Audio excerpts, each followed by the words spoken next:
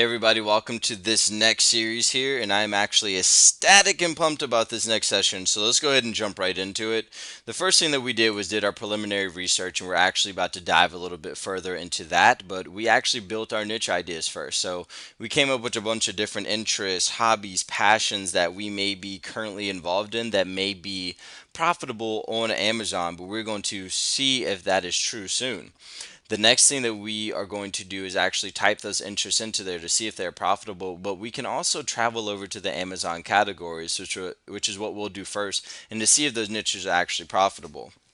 Now, some of the rule of thumbs here is that the very first book inside of the genre should be 1,000 in sales rank or lower, and also the 100th book inside of the genre should be about 50,000 in sales rank or lower, and I'm going to show you that as well. So let's go ahead and jump right into it. Now, navigating over to the Amazon categories is very easy. We're going to come over here to departments, books and Audible, click on Kindle ebooks, and that is it. As soon as you're brought over to this page, you can go ahead on the left hand side where these categories are about to populate. There they go. You can see that we have arts and photography, biographies and memoirs. We have romance, science and math, science fiction and fantasy. There's literally an unlimited potential to what you can put onto these platforms. Now, let's go ahead and click on romance, and we will segment down just a little bit further because, like I said, we want to focus on those subgenres. Now, just to explain that a little bit more, romance would be a genre. A subgenre would be African American, clean and wholesome, collections and anthologies. And the whole point in doing this is because if we publish into romance, it's way too broad of a genre to even capture the market or make any money from because there's so many of them in here.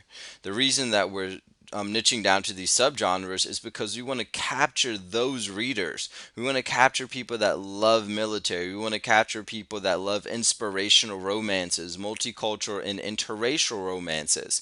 The multicultural and interracial romance subgenre is not going to be receptive to mystery and suspense or LGBT or military because they're already niche specific.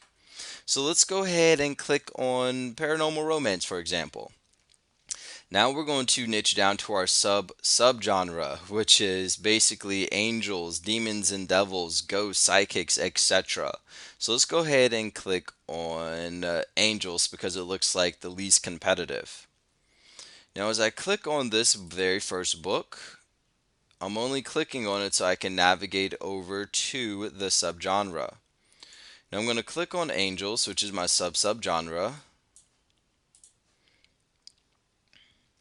And now I'm going to be brought over to this page where all these books are populated. So let's say that I want to target paranormal, angel, and romances. What would be my next step in the research process? My next step would be to scroll on through here and start finding books that are related to those keywords. So I'm going to open this one. I can see Bella Forrest looks like she has a large presence in this genre. So let's actually back up because this may be a little harder to get into. Let's go over to Ghosts. Looks like she's taking up everything, but that's not a bad thing though. We can still make money inside of this genre. She just has precedence here.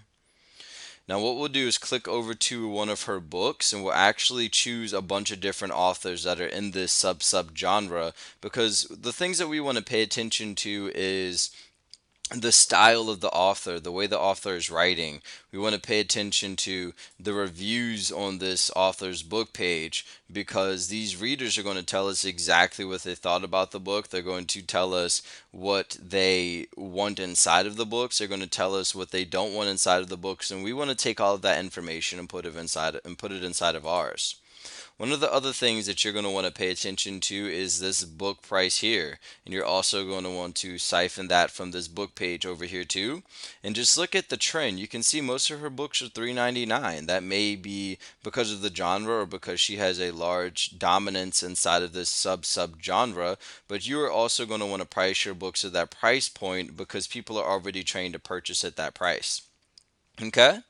Now, the next thing you want to pay attention to as well is also these pages. 320 page books. If you see a consistent trend of 320 pages, you're probably going to want to publish 320 pages because that's what these readers are used to reading. Now, the other thing that you want to pay attention to is the book cover. You want to pay attention to this because people are already purchasing books that look just like this. So, everything that we do, we want to model. We don't want to copy the author, but we do want to be as similar as we possibly can so we can give these readers exactly what they're begging for each and every single. Now, as I told you before, you want to make sure that the very first book inside of the genre is 1,000 in sales rank or lower. We definitely meet those requirements here, so we're going to navigate over to the 100th book inside of the category just to make sure it also meets our requirements of being 50,000 or lower. Now, as I click on Mountain Bear and I scroll down to the bottom so that I can see how many how good the sales ranking is, I can see that it's sitting at 5,000, being the 100th book inside of the category, which is exceptionally well. This is a very good niche to publish your books into, and I would start going through there and researching some of the authors that are inside of that category so that you can make books that are similar to theirs and create those bestsellers. Now it works just the same way with those interests that you created as well. All you would do is just type in the category that you are wanting to publish inside of. So we'll type in fat recipes, for example, and you'll follow those same disciplines. All you're going to do is just click on one of these books so that you can navigate over to the sub genre, and then you'll start doing your preliminary research inside of that sub genre to figure out whether or not this is actually a profitable niche for you or not. So we'll go ahead and just click on low fat recipes just for example. And we'll click on that very first book.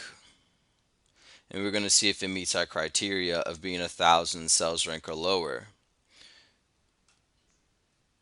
As we can see here, this book is actually 3,000 in sales rank and about to be pushing 4,000 there soon. And it's ranked #1 in the Kindle for low fat, but it's ranked 3,800 inside of the entire Kindle store, which means it's not doing that well. I wouldn't publish books in this genre just for that reason right there. And we're not going to check on the 100th book because that's a great indicator that the other book is probably way above 50,000 in sales rank, and we'll actually just go test that just to make sure that that theory is right. So as we scroll down to the bottom and click on the 100th book inside of the genre, I can promise you that it's sitting well over 50,000, I'm sure. So Fix It and Enjoy It, Healthy Cookbook. Yep, sitting right there at 192,000. This book isn't making any money. I can promise you that. Maybe one sale from the person that comes through here every now and then, but this book isn't making any money. This genre isn't making any money either. That is a quick wrap up of the research process, though, and how you can get started researching your books onto the Amazon Kindle so you can start writing profitable niches. I recommend you go ahead and start that process right now. I'm going to see you in the next video, and I hope you had as much fun as I did. All right, now, have fun researching.